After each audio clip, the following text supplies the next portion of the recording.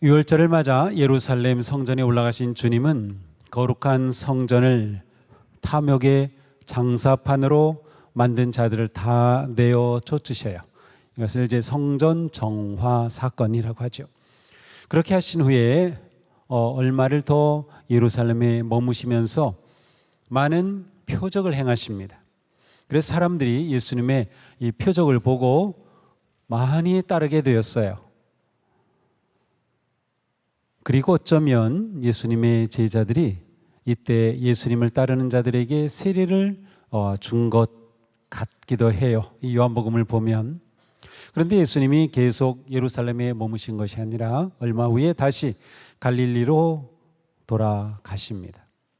그런데 갈릴리로 돌아가시는 예수님이 이번에는 전혀 뜻밖의 길로 들어가셔요. 바로 사마리아 길입니다. 이 사마리아 길이 왜 뜻밖의 길인가 하면 남쪽에 유대 지역이 있고요, 북쪽에 예수님이 주로 활동하시던 갈릴리 가버나움이 있어요. 그 중간에 사마리아라고 하는 이 지역이 있는데 솔로몬의 아들 때 와서 르호보암 때에 이스라엘이 둘로 나눠지죠. 그래서 북이스라엘, 남유다 이렇게 됩니다. 그런데 북이스라엘이 주전 721년에 아수르에 의해 멸망합니다. 그런데 아수르는 점령한 나라에 다른 민족들을 이주시켜서 거기에 민족, 혈통 혼합, 이주 정책을 씁니다. 그래서 원래 이스라엘에 살던 그곳에 다른 지역에서 5지역에서 사람들을 끌어다가 그곳에 살게 한 거죠. 그러니 자연스럽게 이 사마리아 지역은 이방인들이 들어와서 그들과 서로 통혼하게 되고 혈족이 섞이게 되고 또 그들이 들어오면서 온갖 우상을 가지고 와서 이스라엘 사람들이 있는 그곳에 우상이 판을 치게 되는 그러한 상황이 된 거죠. 그렇게 되니까 유대인들은 저 사마리아 사람들을 보면은 아주 경멸하고 그 지역은 부정하고 더러운 땅이고 그곳으로 가려고 하지 않습니다. 그래서 유대인들이 남쪽에서 갈릴리 지역으로 갈 때 사마리아로 곧장 가면 3일이면 갈 수 있는 길인데 빙 돌아서 베레아 길로 갑니다. 그러면 한 5일쯤 걸리는 거죠. 그 정도로 이 사마리아는 유대인들로부터 멸시당하고 저주받은 그런 곳이었어요. 그런데 예수님이 그곳으로 가시는 겁니다. 그러니까 이것은 예수님께서 아주 특별한 의도와 계획을 가지고 들어가셨음을 알 수 있습니다. 예수님과 제자들은 이 사마리아 지역으로 들어가셔서 수가라고 하는 그곳에 이르십니다. 이 수가라고 하는 지역은 오늘 본문에서 야곱이 준 그러한 땅과 가깝다 그랬는데 바로 이곳은 세겜이라고 하는 지역에서 2.4km쯤 떨어져 있는 그러한 곳이에요. 그리고 특별히 수가성에 아주 중요한 것이 있었는데 바로 야곱의 우물입니다. 우물은 이 지역에서 그 당시 또 팔레스타인 전체로 볼 때 가장 중요한 자산입니다. 우물이 없으면 살 수가 없죠. 그래서 우물이 있어야 마을이 있고 우물이 있어야 목축을 하고 동물을 키우는 겁니다. 이게 가장 중요한 자산이죠. 그런데 더군다나 그것도 야곱의 우물이에요. 그래서 이 수가성 사람들은 우리 마을에 있는 야곱의 우물 너무나도 자랑스럽게 여기는 그러한 곳이었습니다. 예수님과 제자들은 바로 이 수가성으로 들어가셔서 그 우물가에 가셨고요. 때는 6시, 우리 시간으로 정오입니다. 낮 12시.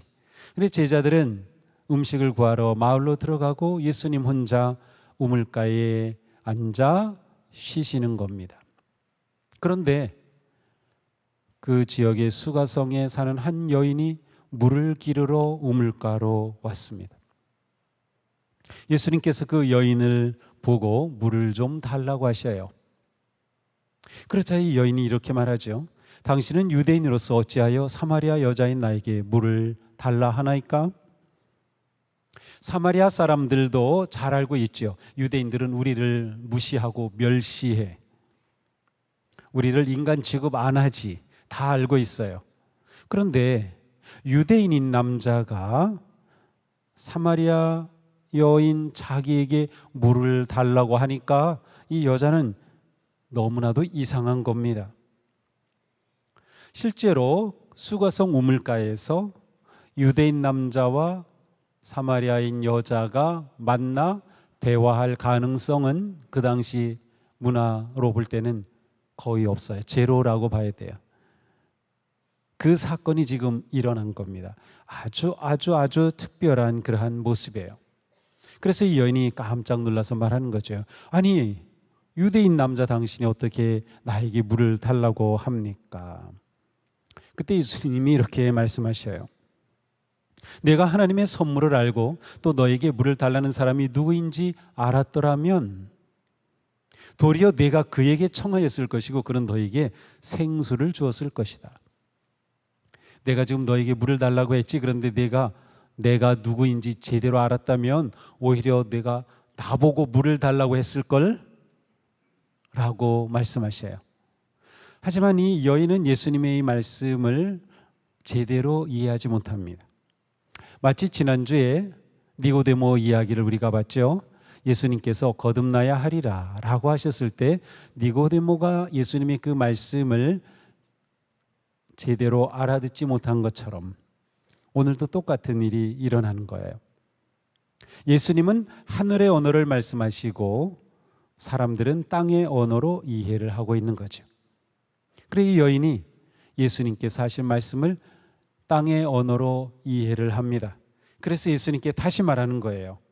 선생님에게는 두레박도 없고 이 우물이 얼마나 깊은데 어디서 생수를 구한다는 말입니까? 선생님이 우리 조상 야곱보다 더 위대하시다는 말입니까? 그는 우리에게 이 우물을 주었고 그와 자녀들과 가축까지 다 이 우물의 물을 마셨습니다. 야곱의 우물이 굉장히 깊었는가 봐요. 지금은 그 우물 중심으로 그 위에 교회가 세워져 있는데 바로 깊은 우물 두레박도 없이 내가 물을 달라고 한다고 당신이 줄 수 있었겠어요? 당신이 이 야곱보다 더 위대하단 말입니까? 야곱은 이렇게 우물까지 파가지고 우리에게 이렇게 귀한 자산을 주었는데 당신이 무슨 수로 생수를 준단 말입니까? 라고 묻는 겁니다. 그때 예수님이 다시 말씀하셔요. 이 물을 마시는 사람은 다시 목마를 것이다. 그래, 이 야곱의 우물 마시면 다시 목마르지. 그런데 내가 주는 물을 마시는 사람은 영원히 목마르지 아니할 것이다. 내가 주는 물은 그 사람 속에서 영생에 이르게 하는 샘물이 될 것이다. 자, 예수님께서는 생수라고 말씀하실 때 그것이 무엇을 의미하는지를 조금 설명하신 거죠. 이때 이 사마리아 여인은 그 말씀을 조금 이해합니다. 그런데 역시 땅의 언어로 이해를 하는 거예요. 이 물을 마시는 사람은 다시 목마르지 않을 것이다. 그 말씀이 확 마음에 들어온 거죠. 그래가지고 이 여인이 예수님께 말합니다. 선생님, 그 물 나에게 주어서 내가 목마르지도 않고 또 물을 길러 여기까지 나오지도 않게 해주십시오. 여전히 이 여인은 땅의 언어로 이해를 하는 거죠. 그 물 나에게 주시면 목마르지 않는다고요? 그 물 나에게 주세요. 목마르지 않으면 어떻게 돼요? 여기 물을 길러 다시 오지 않아도 되는가? 물을 길러 여기까지 나오지 않게 해주십시오라고 말합니다. 이거야말로 여인에게 정말 필요했던 거죠. 매일 물을 길러 오는 것이 너무도 수고스러웠고 사실은 수고스러운 것보다 더 문제는 물을 길러 나올 때 그녀의 마음이었어요. 그런데 예수님이 주시는 물을 마시면 또 목마르지 않는다니 너무나도 귀가 솔깃한 말씀이었던 거죠. 그런데 예수님께서 이러한 여인에게 엉뚱한 말을 하십니다. 가서 네 남편을 불러와라. 앞뒤가 연결이 안 되는 말씀이죠. 우물 얘기하다가 남편을 불러오라는 겁니다. 그러자 여인이 말하죠. 저는 남편이 없습니다. 그러자 예수님이 말씀하셔요. 남편이 없다는 내 말 옳다. 그런데 너 남편 5 있었어. 그리고 지금 살고 있는 그 남자도 내 남편 아니지? 라고 말씀하시는 거예요.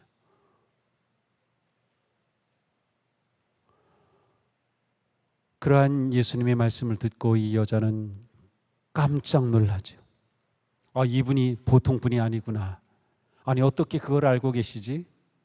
그리고 그 자리에서 예수님께 말합니다. 선생님은 예언자이십니다. 선생님은 예언자이십니다. 선지자가 아니고서 어떻게 그것을 알 수 있겠어요?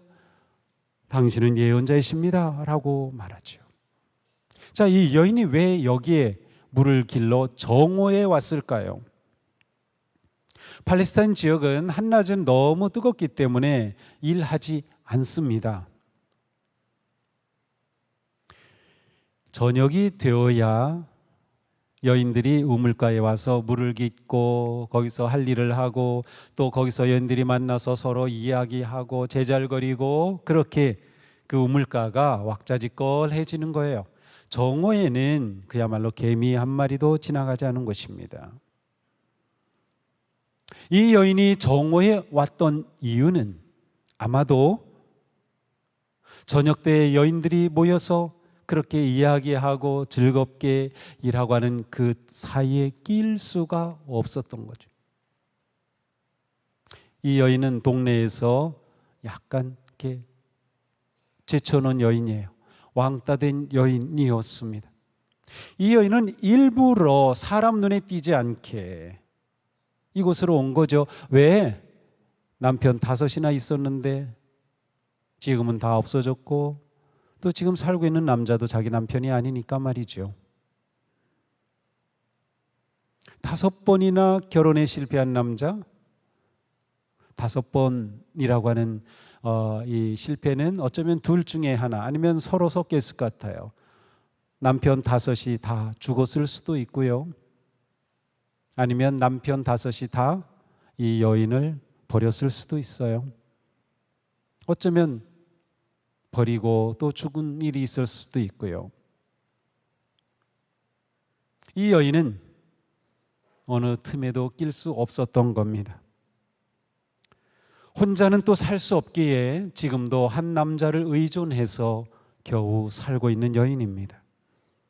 삶에 희망 없었어요. 자존감 있었을까요? No, 없었습니다. 그저 생존을 위해 허덕여야 하는 여인입니다. 아픔이 지나쳐 상처로 짓물나는 여인,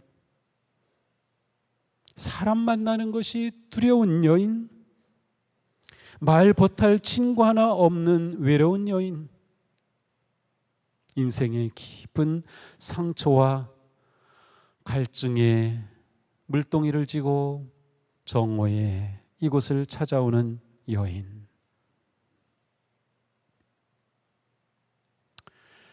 오늘 말씀을 이야기해서 우리는 남편이라고 하는 단어를 좀 더 들여다보아야 합니다. 오늘 말씀에서 남편이라고 하는 이 단어는 히브리어로 바알이라는 뜻이에요. 바알. 네, 맞습니다. 이스라엘 백성들이 가나안 땅에 들어갔을 때 그들이 계속 빠졌던 우상이 바로 바알이죠. 이 가나안 땅의 주신이에요. 주인신이 바알이었어요. 그러므로 예수님께서 가서 네 남편을 불러와 이렇게 말씀하신 것은 너의 바알을 불러와라. 너의 주인이 누구냐? 라는 뜻이에요.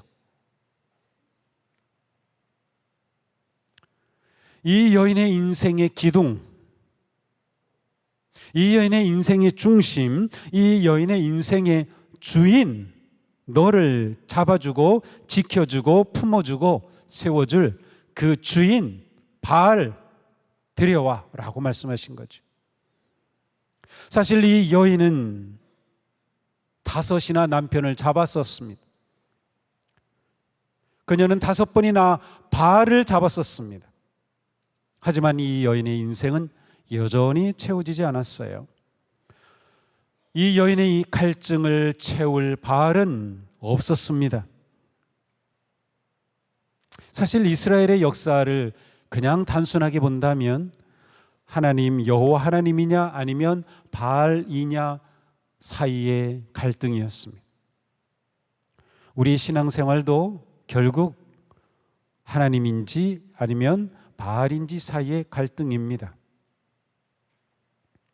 우리가 아무리 발버둥 쳐도 바알은 우리의 진정한 주인이 될 수 없습니다. 우리가 그렇게 잡으려고 해도 그것이 우리의 주인이 될 수 없는 거죠.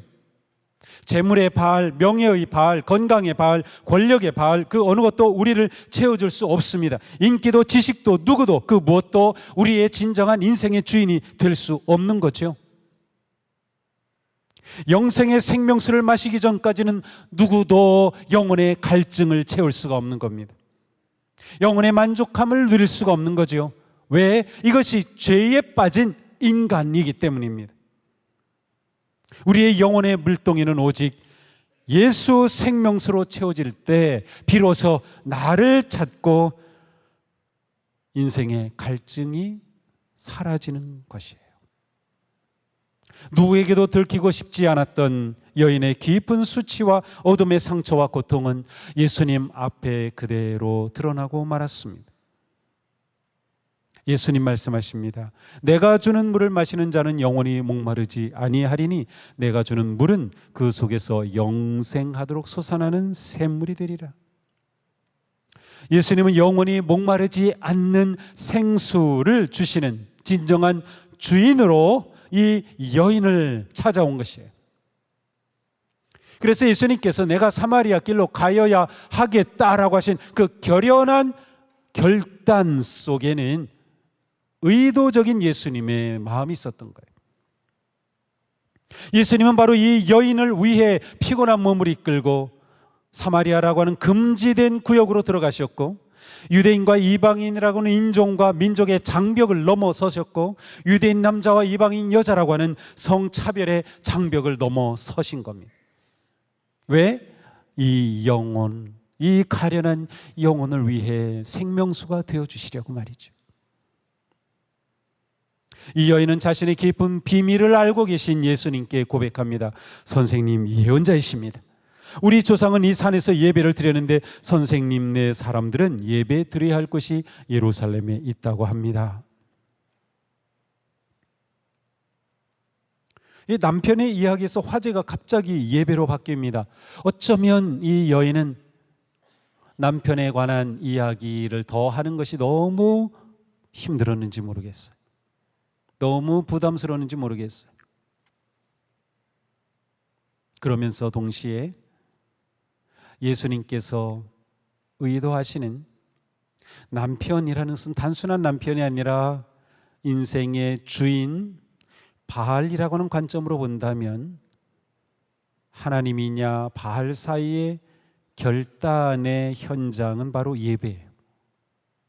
왜냐하면 예배는 우리의 주인 왕은 하나님이십니다, 그리스도이십니다라는 걸 우리가 고백하고 결단하는 자리가 예배이기 때문에, 그런 의미에서 이 여인은 남편 문제의 깊은 영적 의미와 연결된 예배의 문제를 꺼내고 있어요. 아마도 이 여인의 깊은 갈증을 이렇게 표현한 것이고 그렇게 드러낸 것 같습니다. 예수님과 이야기하면서 예수님을 선지자로 보게 된 여인은 그 마음에 품었던 영적인 문제, 예배 문제를 예수님 앞에서 말한 거죠. 우리 조상들은 이 산에서 예배를 드렸습니다. 이 산 그리심산이죠. 북쪽에는 에발산과 그리심산이 중요한 산인데, 남쪽이 예루살렘에서 예배를 드려야 되는데 이스라엘이 남북으로 나눠지면서 북쪽 북왕국 사람들이 예루살렘에 가서 예배 드리는 게 이 왕이 볼 때 이건 편하지 않은 거예요.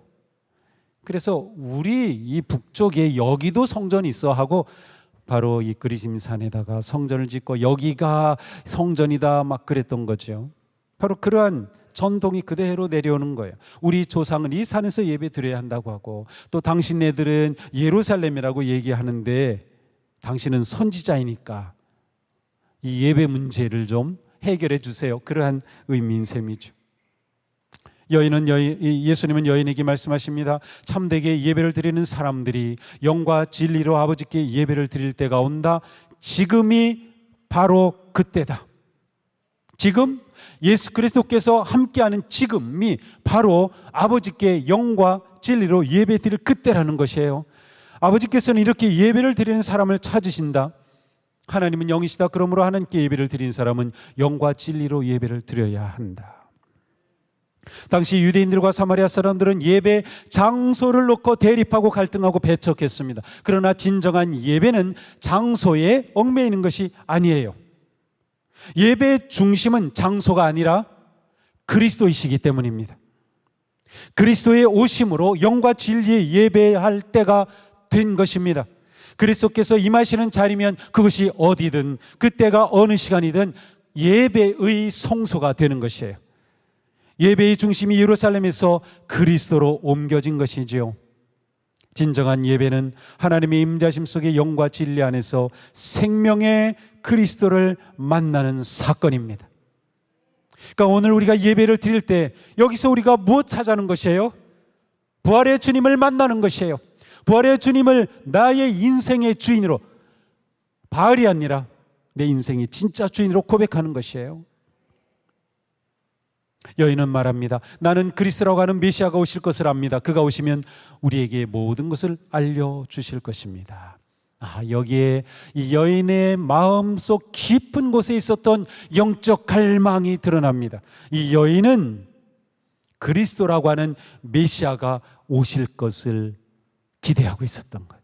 압니다. 삶의 깊은 상처와 아픔과 절망과 고통과 외로움 속에서 이 여인은 그리스도가 오시기만을 기다리고 있었던 거죠. 그리스도가 오시면 나의 이 갈증이 해결될 것을 믿었기 때문에 바로 그 마음 가운데 예수님께서 찾아오신 거예요. 갈망하는 마음 가운데, 그 갈증 가운데 예수님이 다가오신 것이죠. 그러니까 예수님이 사마리아 수가성에 오신 것은 우연이 아니었습니다. 그곳에는 그리스도를 갈망하는 여인이 상처와 고통과 외로움 가운데 있었고, 그 갈증 앞에 예수께서는 그리스도로 다가서신 겁니다. 진정한 예배를 위해서 말이죠. 이 여인의 말에 예수님이 선언하십니다. 이 여인이 그리스도가 라고 하는 메시아가 오실 것 압니다. 그분이 오시면 우리에게 모든 것 알려주실 것입니다 라고 하자 예수님이 선언하신 거예요. 너에게 말하고 있는 내가 그다. 네가 구하던 그리스도야. 내가 그다. 이 영어로는 I am이라고 하는 그런 표현이 들어가는데요. 나는 뭐뭐다라는 뜻인데, 이거는 요한복음이 특별한 의미로 사용하는 표현입니다. 요한복음에는 예수님이 나는 선한 목자다, 나는 길이다, 나는 진리다, 나는 양의 문이다, 나는 무엇이다 라는 표현을 사용합니다. 이것은 예수님이 곧 하나님이심을 드러내는 굉장히 상징적인 표현입니다. 이 표현은 어디로 거슬러 올라가는가 하면 출애굽기로 거슬러 올라가요. 모세가 떨기나무가 불타는 가운데 하나님을 만나죠. 하나님께서 모세에게 사명을 주시죠. 그때 모세가 하나님께 묻습니다. 하나님, 이름이 무엇이에요? 하나님 이름 좀 가르쳐 주세요. 제가 애굽에 가서 고난당하는 백성들에게 하나님을 만났다고 하나님이 누군지 이름을 좀 얘기해 주세요. 그때 하나님이 하신 말씀이 나는 나다. I am who I am 이라고 말씀하셨어요. 에흐야실 예흐에, 바로 이 표현은 하나님을 상징하는 가장 중요한 표현이에요. 예수님이 지금 그걸 선언하신 겁니다. 너에게 말하고 있는 그가 나다. 이 여인은 그 순간 내 앞에 그리스도가 계심을 깨닫게 된 거죠. 아니, 내 눈앞에 그렇게 기다리던 그리스도가 계시다니. 그 순간은 거룩한 예배의 순간이 되었습니다. 진리와 생명이신 주님이 임하신 그 우물가가 곧 성소가 된 것이죠. 예수님이 그리스도이심을 깨달은 그 여인은 가지고 왔던 물동이를 버려두고 동네로 들어가 외칩니다. 내가 한 일을 모두 알아맞힌 분이 계십니다. 그의 과거의 부끄러운 모든 것, 내 모든 것 알아맞힌 분이 계십니다. 와서 보십시오. 그분이 그리스도가 아닐까요? 무언가를 잡으려면 잡고 있는 것을 놓아야 합니다.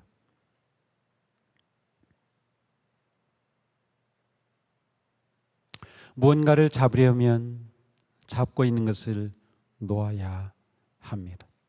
자, 이 여인은 물동이를 버려두고 놓아버렸어요.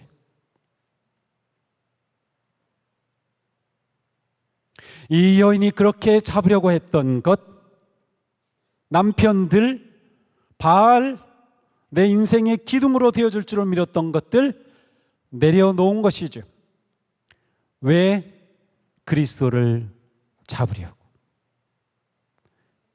이것이 예배입니다. 우리가 예배할 때 세상을 잡으려고 했던 것, 내가 의지했던 것, 내 주인으로 삼으려고 했던 것, 내 바알들, 내 남편들, 그러한 것들을 내려놓는 거죠. 물동이를 내려놓는 거죠. 그리고 오직 예수 그리스도를 붙잡는 거예요. 그 사건이 바로 예배의 사건입니다. 그날 수가성 우물가에 벌어진 일은 한마디로 예배였습니다. 이 여인은 동네로 들어가서 말하는 거죠. 나의 부끄러운 과거를 알아맞힌 분이 계십니다. 그리스도이십니다 라고 사마리아 최초의 전도자가 되었습니다. 그리스도를 만난 후 자신의 수치스러운 과거를 메시아를 만나도록 초청하는 증거로 사용한 거예요. 곧 그녀의 상처가 별이 된 것이에요. 그녀의 아픔이 희망이 된 것이에요. 그녀의 고통이 노래가 된 것이에요. 그녀의 절망이 소망이 되는 것이죠. 여인의 증언을 들은 동네 사람들은 예수께로 몰려듭니다. 그리고 예수님의 천국 복음의 말씀을 들으며 더 머물러 계십시오. 예수님이 그곳에 이틀이나 더 머물러 계셨어요. 그리고 많은 사람들이 예수님을 따르게 된 것이죠. 이 여인을 통하여 버림받은 여인, 상처받은 여인, 자존감 없고 사람 피해야 했던 이 여인이 이렇게 이 동네에 위대한 복음의 전도자가 되고 이곳에서 그리스도를 믿고 따르는 자들이 엄청 많이 생겼다는 거예요.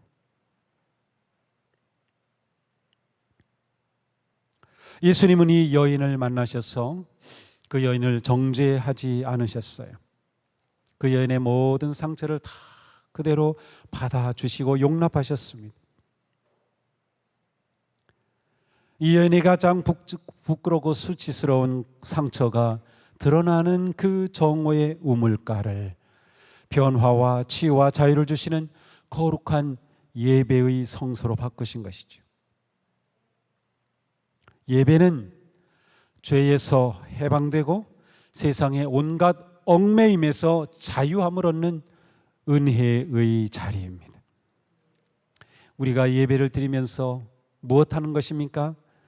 바로 예수님만이 내 생명의 주인 되심을 고백하고 다시 내 마음을 다잡는 것이에요. 예배는 장벽이 무너지고 화해와 평화의 세상이 열리는 은혜의 사건입니다. 예수님 말씀하십니다. 지금이 그때다. 지금이 예배할 때다. 아버지께서는 예배를 드리는 사람들을 찾으신다. 그렇습니다. 우리가 진정한 예배자가 되기 위해 자신이 버려야 할 물동이는 무엇입니까? 내가 버려야 할 물동이가 무엇입니까? 그거 끝까지 잡고 있어봤자 그것이 우리를 살리지 못합니다. 수치심의 물동이, 상처의 물동이, 원망의 물동이, 실패와 절망의 물동이 다 던져버리고 치유와 회복과 자유를 주시는 생명수 예수 그리스도 안에 머무는 것, 이게 우리의 예배입니다. 오늘 이 예배 자리에서 그 사건이 일어날 수 있기를 바랍니다. 사마리아 여인을 찾아오셨던 주님은 지금 우리와 함께 계셔요. 예수께서 사마리아 여인에게 다가오셨어요. 모든 장벽을 허물고 다가오셨죠. 예수 그리스도께서는 지금 우리를 위해서 하늘의 장벽을 허물고 인간으로 입고 오셨고, 십자가의 장벽을 허물어 달려 돌아가시고, 죽음의 장벽을 허물어 부활하시고, 그래서 지금 우리 함께 하시는 주님, 이 여인이 주님 앞에서 고백했던 것처럼 우리도 이 주님 앞에, 함께 하시는 주님 앞에 내 삶의 상처와 모든 것들을 내려놓고, 그리고 내가 잡고 있었던 그것 던져버리고 주님 앞에 내 삶을 온전히 결단할 수 있기를 바랍니다. 생명수 예수 그리스도께서 우리의 갈증이 가득한 그 영혼에 가득 생수를 채워주시는, 기쁨과 소망과 자유와 사랑과 평화가 넘치는 그러한 복된 삶으로 새로워질 수 있기를 축복합니다. 영원히 목마르지 않는 생명수 주님을 잡으시기 바랍니다. 그 주님과 함께 우리는 살아가는 것이에요. 그런 이 시간, 내 가지고 있는 모든 것 다 내려놓고 주님 앞으로 나아가십시오. 생명수 되신 주님은 이 시간 우리를 깨끗게 해주실 것입니다. 우리의 마음의 상처도 씻어주실 것입니다. 우리의 갈증을 채워주실 것이에요. 우리 인생의 진짜 주인이 되기를 원하시기 때문이죠. 우리가 주님을 내 인생의 주인으로 영접하면 됩니다. 다시 모시면 됩니다. 세상 가운데 사느라 세상을 붙잡고 헤매고 세상의 바알 속에 있던 우리가 다시금 예수님을 선명하게 바라보며 생명수 주님을 붙잡는 진정한 예배가 오늘 이 자리에 우리 가운데 넘치기를 축복합니다. 생명수로 채워지는 은혜가 넘치기를 축복합니다. 오늘도 예배하며 생수를 갈망하는 우리에게 구원자이신 예수 그리스도님의 은혜와 성령의 생수의 강이 차고 흘러 넘치기를 주님의 이름으로 축복합니다. 아멘. 기도합시다.